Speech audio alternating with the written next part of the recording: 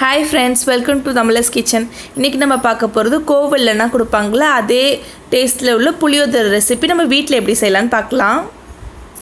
இப்போ நான் வந்து ஒரு 4 கப் அளவுக்கு அரிசி வந்து ஊற வச்சுருக்கேன் புளி சாதத்துக்கு. அதுக்கு தண்ணி வந்து வச்சுருக்கேன். நம்ம வந்து சாப்பாடு வடிக்க போகிறோம். இதுக்கு வந்து கல்லுப்பு போட்டுக்கலாம். உப்பு போடுறேன் சாப்பாட்டுக்கு. இன்னும் கொஞ்சம் போடலாம். சாப்பாடு வந்து இதில் அடி பிடிக்காம இருக்கிறது கொஞ்சோண்டு எண்ணெய் விட்டுறலாம். இதில் தண்ணிங்க கொதிக்கிட்டு நம்ம அரிசியை கழுவிட்டு வந்துடலாம். நம்ம புளியோதரைக்கு தேவையான அந்த மசாலா பொருள் வந்து ஃபஸ்ட்டு அரைச்சிடலாம். நம்ம நல்லா ட்ரை ரோஸ்ட் பண்ணிவிட்டு இந்த கோவிலெலாம் கொடுப்பாங்களா அதே டேஸ்ட்லேயே இப்போ நம்ம புளியோதரை செய்ய போகிறோம். இதுக்கு வந்து கடலப்பருப்பு நான் வந்து கொஞ்சம் நிறையா வந்து பொடியும் அந்த காய்ச்சிட்டு கொஞ்சம் நிறையா செஞ்சு வச்சுப்பேன். ஃப்ரிட்ஜில் வச்சுட்டு நம்ம எப்போ தேவையோ அப்படின்னா கலந்துக்கலான்றதுக்காக கொஞ்சம் நிறையா எடுத்திருக்கேன். உங்களுக்கு வந்து கம்மி குவான்டிட்டி வேணுன்னா இதில் வந்து அப்படியே கம்மி பண்ணிக்கோங்க. இல்லை ஒரு 2 கைப்பிடி அளவுக்கு கடலைப்பருப்பு, 1.5 கைப்பிடி அளவுக்கு உளுந்தம்பருப்பு. நான் வந்து கலருக்கு வேண்டி இந்த காஷ்மீரி சில்லி போட்டிருக்கேன். காஷ்மீரி மிளகா. காரத்துக்கு இது எடுத்திருக்கேன் குண்டு மிளகா. இது வந்து உங்களுக்கு காரத்துக்கு ஏற்றுக்கோங்க. தனியா வந்து நம்ம ஒரு 3 கைப்பிடி அளவுக்கு எடுத்துக்கலாம். இந்த அளவுக்கு போட்டதுக்கு சீரகம் வந்து நான் 1.5 டேபிள் ஸ்பூன் எடுத்திருக்கேன். நெக்ஸ்ட் கொஞ்சமா முழு மிளகு. அது கூட ஒரு 2 டேபிள் ஸ்பூன் அளவுக்கு கருப்பெல் எடுத்துக்கோங்க. இது கருப்பெல் இல்லாததுனால நான் வெள்ளை எள்ளு எடுத்திருக்கேன். அது கூட கொஞ்சமா பெருங்காயத்தூள். நான் வந்து 1 டேபிள் ஸ்பூன் அளவுக்கு வெந்தயம் எடுத்திருக்கேன். நீங்கள் வந்து கொஞ்சம் குவான்டிட்டியில் செய்றீங்கன்னா ஒரு 1/4 டேபிள் ஸ்பூன் மட்டும் உங்களுக்கு போதும். யூஸ்வலாக இந்த கோவிலில் கொடுக்குற புளியோதரை இந்த மசாலா போட்டு நம்ம ட்ரை ரோஸ்ட் பண்ணி அரைச்சாலே வந்துடும். இது கூட வந்து நான் வாசனைக்காக கொஞ்சமாக கடுகு மட்டும் நான் வந்து போடுவேன். அந்த வாயை நம்ம எடுத்து அரிசியை போட்டுடலாம். இதில் எல்லா அரிசியும் போட்டு இது கொதிக்கட்டும். இப்போ எல்லாத்தையும் ட்ரை ரோஸ்ட் பண்ணிவிட்டு அரைக்கிறதுக்காக நான் ஒரு பேன் வச்சுருக்கேன். சூடாகிறதுக்கு வச்சுருக்கேன். இல்லை கொஞ்சோண்டு கடுகு. நீங்கள் இந்த ஸ்டெப்பை வந்து சுத்தமாக வந்து இது பண்ணிடலாம், ஸ்கிப் பண்ணிடலாம்.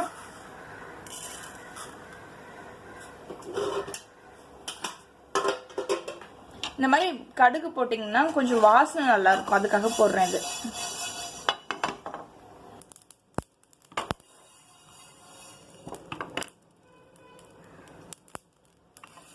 கடுகு வெடிச்ச உடனே ஒரு பாத்திரத்துக்கு டிரான்ஸ்ஃபர் பண்ணிட்டு அடுத்த பொருளை போட்டுக்கலாம். இப்போ நம்ம கடலைப்பருப்பு போட்டிருக்கோம். இதுவும் வந்து கொஞ்சம் நல்லா செவக்கணும். நல்லா செவந்துருச்சு. எடுத்து வச்சிடலாம். நம்ம எடுத்து வச்சிருக்க மிளகாவையும் வறுத்து எடுத்துக்கலாம்.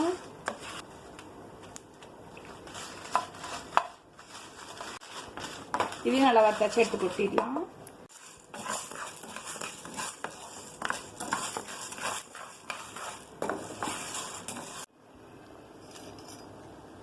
இப்போ சாப்பாடு நல்லா வந்துருச்சு. ரொம்ப கொலகொலன்னு போயிடக்கூடாது நமக்கு. இப்போ ஒரு பருக்கு எடுத்து இந்த மாதிரி வரணும். இப்போ நம்ம ஆஃப் பண்ணிடலாம். ஆஃப் பண்ணிட்டு வடிகட்டிடலாம்.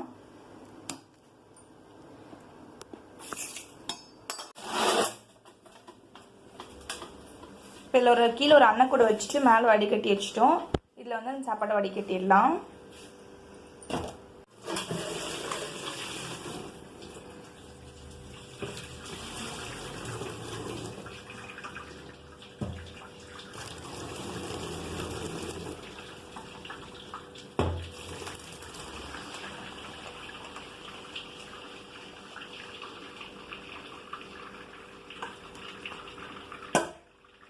ஊற்றிடலாம்.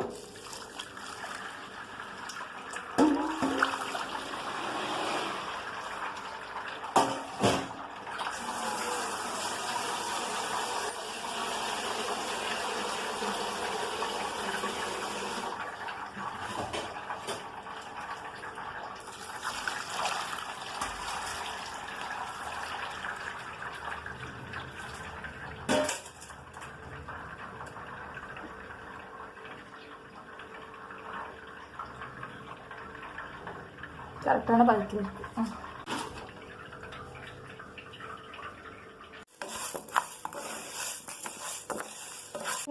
வெந்தயம்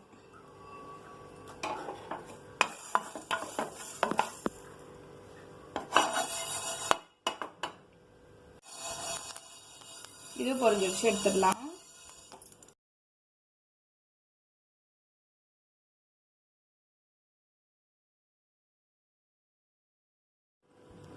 சீரகம், தனியா 2-3 டேபிள் ஸ்பூன் வந்து எள்ளு போட்டிருக்கேன். கருப்பெல் போட்டுக்கோங்க. என்கிட்ட கருப்பெல் இல்லாதனால வெள்ளை போட்டிருக்கேன். ஒரு 1/2 டீஸ்பூன் வந்து பெருங்காயத்தூள். இப்போ எல்லாமே வந்து நம்ம வறுத்து வச்சுட்டோம். இதை அரைச்சிடலாம் நம்ம. இங்கே வந்து நான் ஒரு நல்ல ஹேண்ட்ஃபுல், கை ஃபுல்லாக இருக்க அளவுக்கு ஒரு புளி எடுத்திருக்கேன். இது திட்டத்தட்ட ஒரு ஆரஞ்சு சைஸ்க்கு இருக்குது. வந்து தண்ணியில் கரைச்சிக்கலாம் நம்ம. இப்போ ஒரு பேன் வச்சுருக்கோம். அதில் நல்லெண்ணெய். புளி சாதத்துக்கு கொஞ்சம் கூடவே எண்ணெய் விட்டுக்கோங்க.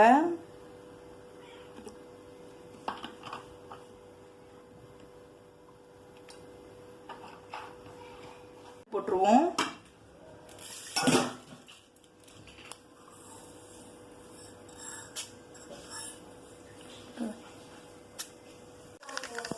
இப்போ கடுகு வெடிச்சிருச்சு. உளுந்தம் பருப்பு போட்டுக்கலாம்.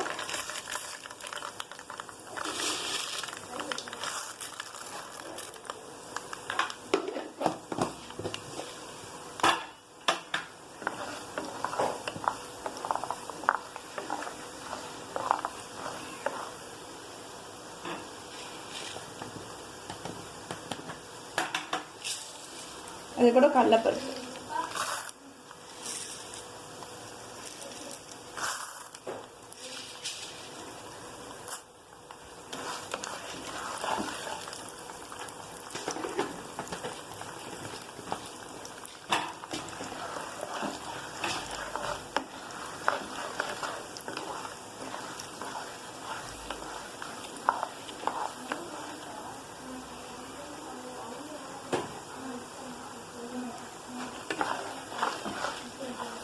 கடுகு, உளுந்தம் பருப்பு, கடலைப்பருப்பு போட்டால் போதும். நான் எனக்கு வந்து சீரகம் ஃப்ளேவர் பிடிக்கும்னால கொஞ்சமாக சீரகம் போடுறேன்.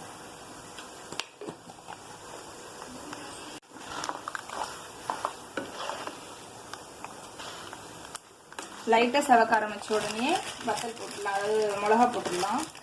இந்த குண்டு மிளகா போடுறேன்.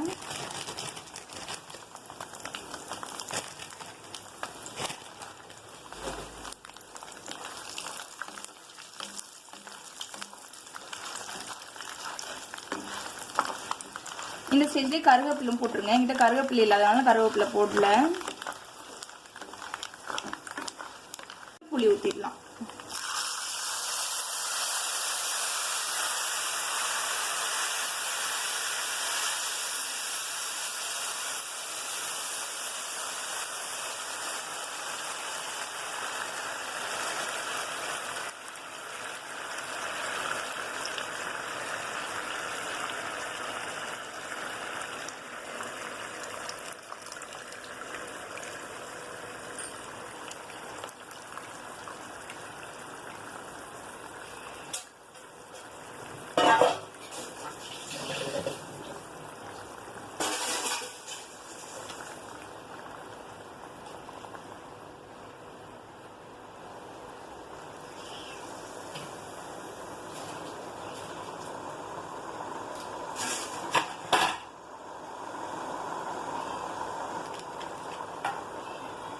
மஞ்சத்தூள்.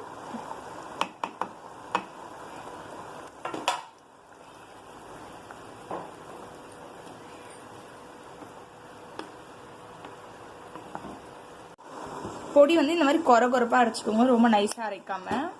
இப்போ இதை வந்து கொஞ்சமாக நம்ம போட்டுக்கலாம். சாதத்தில் டைரெக்டாக நம்ம கலக்க போகிறோம். இதில் வந்து அந்த ஃப்ளேவர் வந்து நிறையா வரணுன்றதுக்காக இப்போ கொஞ்சமாக மட்டும் இதில் போட போகிறேன்.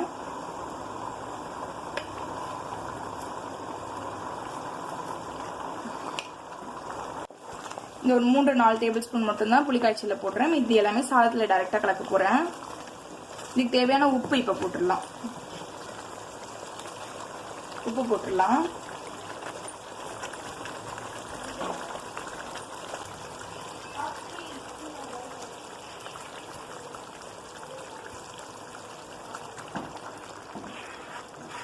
இப்போ நம்ம ஊற்றின எண்ணெய் எல்லாம் மேலே மிதக்கிற வரைக்கும் நம்ம இது காய்ச்சணும்.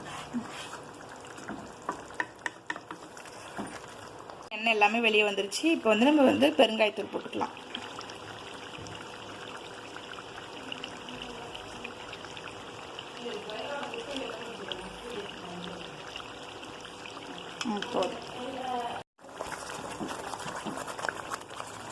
நமக்கு ஊற்றின நல்லா வெளியே வந்து நல்லா ரெடி ஆயிடுச்சு. இப்போ இதை மாற்றிட்டு நம்ம வந்து வேர்க்கடலை தாளிச்சிடலாம்.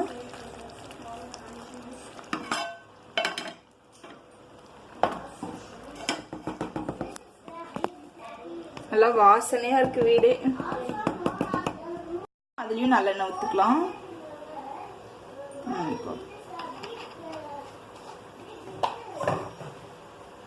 தனியாக தாளிச்சு போடுறதுனால நம்ம சாப்பிடும்போது கிரன்ச்சியாகவே இருக்கும் அந்த வேர்க்கடலை. நம்ம அந்த குழம்புலேயே போட்டோம்னா அது கூட வந்து வேர்க்கடலையும் சேர்ந்து வெந்துட்டு அந்த கிரன்ச்சினஸ் இருக்காது. அதனால நம்ம தனியாக தாளிச்சு போட போகிறோம் இந்த வேர்க்கடலை. சாப்பிட்றது பிடிக்கலன்னா தோல் எடுத்துருங்க, நான் அப்படியே தான் போடுறேன்.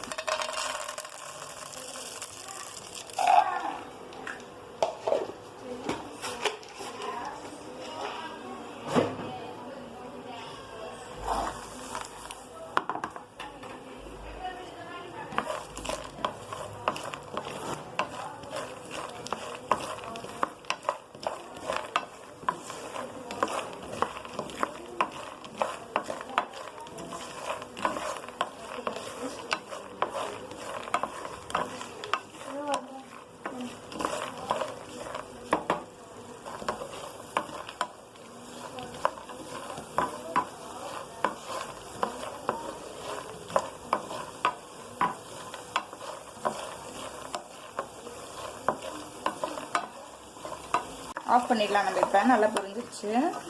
இதை எடுத்து தனியாக வச்சுக்கலாம். பாருங்க எவ்வளோ உதிரியாக இருக்குது சாப்பாடு. நல்லா வெந்தும் இருக்குது. நமக்கு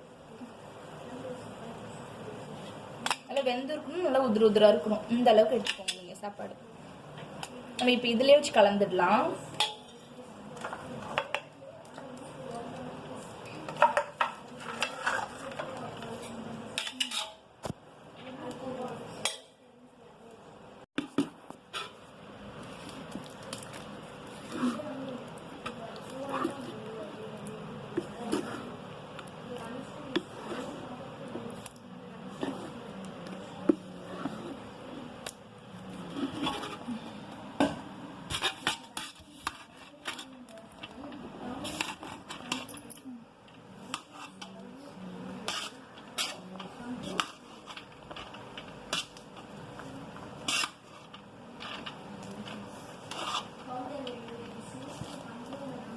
அரைச்சி வச்ச பொடியை வந்து கொஞ்சமாக போட்டுக்கலாம்.